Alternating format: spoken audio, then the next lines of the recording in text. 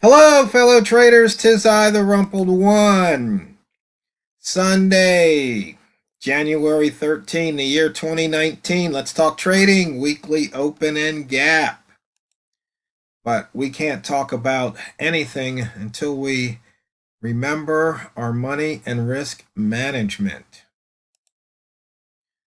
Okay, you can see here for the year, the yen, the euro yen is heading south.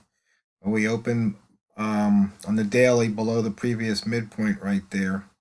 And you can see we had an open below, there's open above, cross below, and close below. But the main topic for today, the weekly gap. And the euro yen did not fill that gap.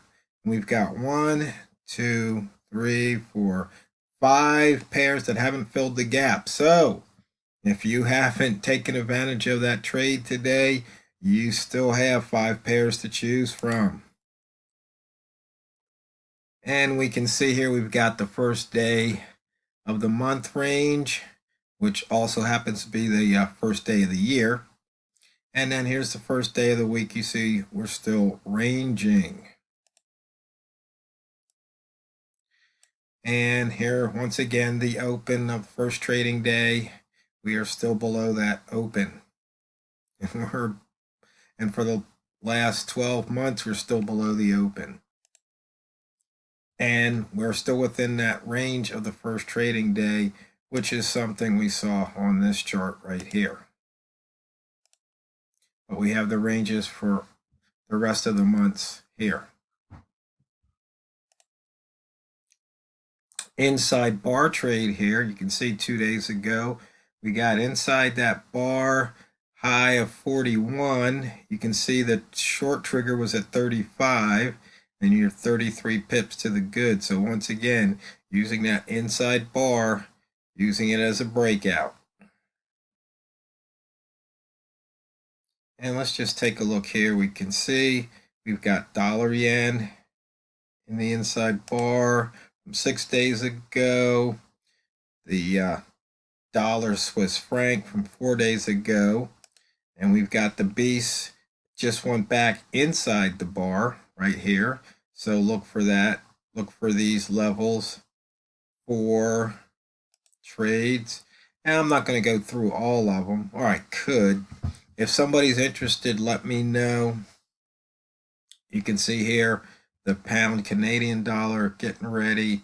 Within 3 pips, there is a break to the upside. You might want to jump on that, and that is a weekly inside bar.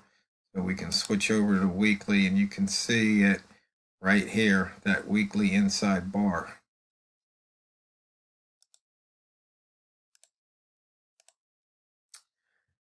And so far, once again, we're just starting the day out, not much range. So far, we broke through the previous day's low. Once again, that'd be a wick zone trade or a breakout.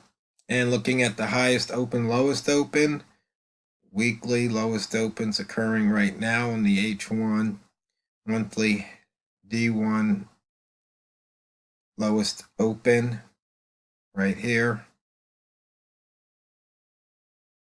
And here's the H1 lowest open for the year. Buy zone. So far we've got a missed pivot, but you can see here there was a short trigger. And normally if you're looking for bias trades, you wouldn't have taken that trade. But if you don't care about the pivot point as a bias, you can see there were pips put in your pocket. We've got a green rat zone trade. We're in the green rat zone, so you can look to go long here if you want. I've only got 46 pips of range, but that can always change. We can either make a new high or make a new low. Once again, we haven't hit the pivot. Here's weekly S1 support, weekly R1 resistance, and weekly, let me put this H1. And here's the weekly pivot right here. Actually, here we go right here. 124 point, call it 0.3 weekly pivot.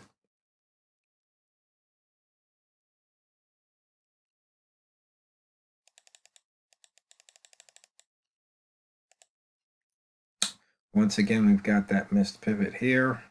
We have a missed pivot here. And you can see we're waiting for green at the line after this 3 ball. So right now that green at the line would be 108.20.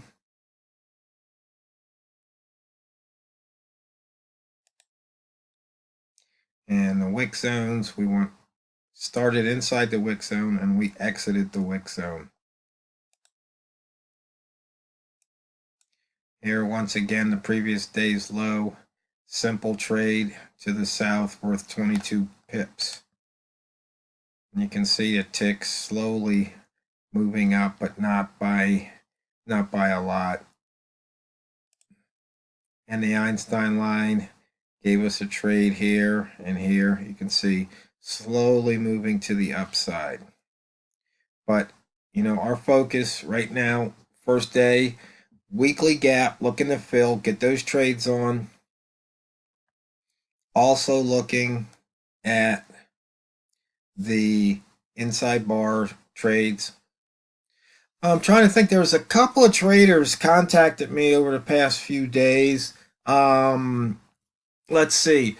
With the donationals, some of you, one trader said that the 2015s, I guess they was having some problems with them. When I send out updates, if you're not a programmer, what you need to do is go out to your MetaTrader folder, and you have to find where the indicators are. There's a file, the MQL cache, CACHE file. If you get rid of that file while MetaTrader's closed, and then when you open MetaTrader, what'll happen is it'll recompile all of the indicators and then rebuild that file so you can access the indicators. Now, before you delete anything, always back it up so you can always put things back the way they were in case you mess something up.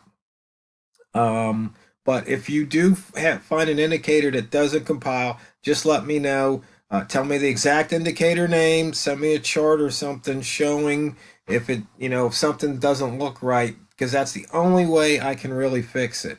In fact, if you could even send me your template, then I can see what you see. That would help a lot. So send me your, a screenshot of your chart. Send me your template, because I should have the indicators that you have, right?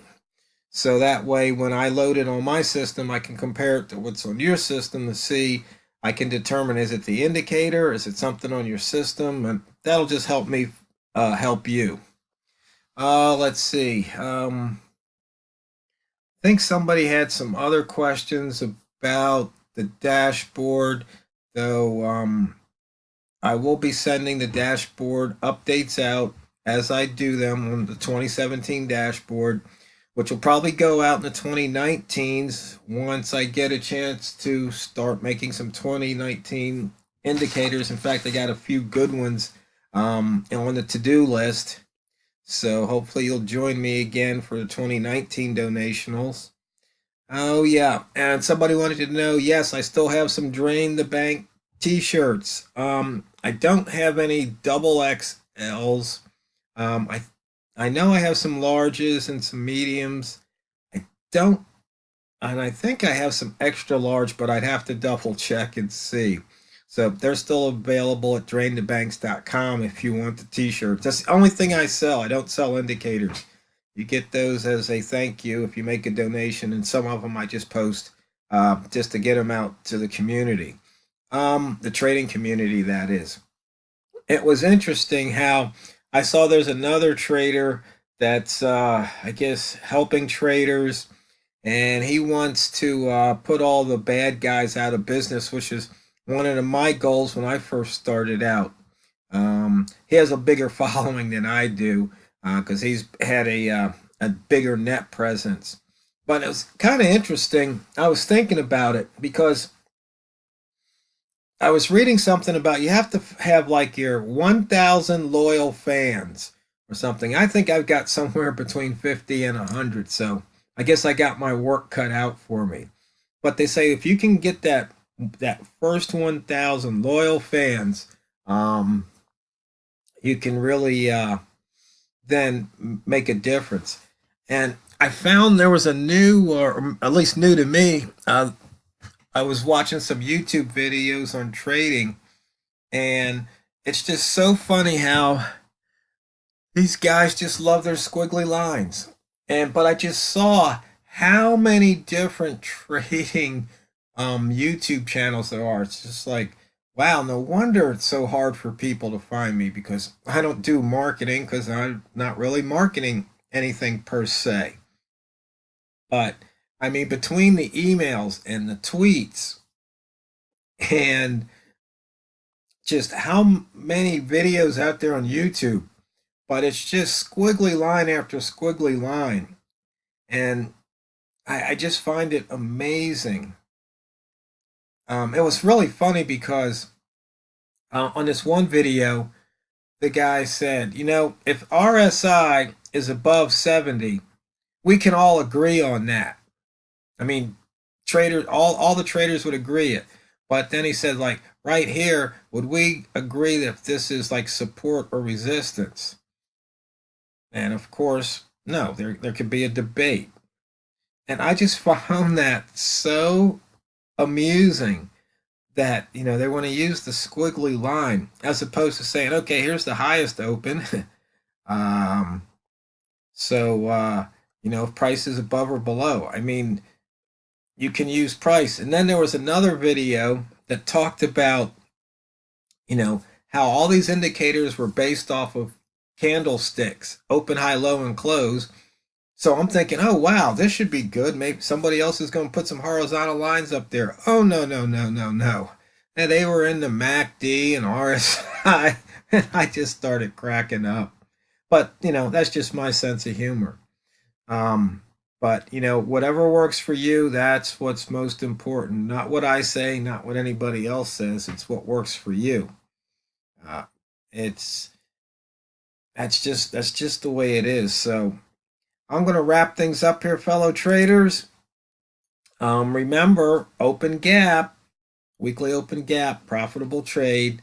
And it's not what you trade, it's how you trade it. So this week, join me and let's go out there and drain the banks.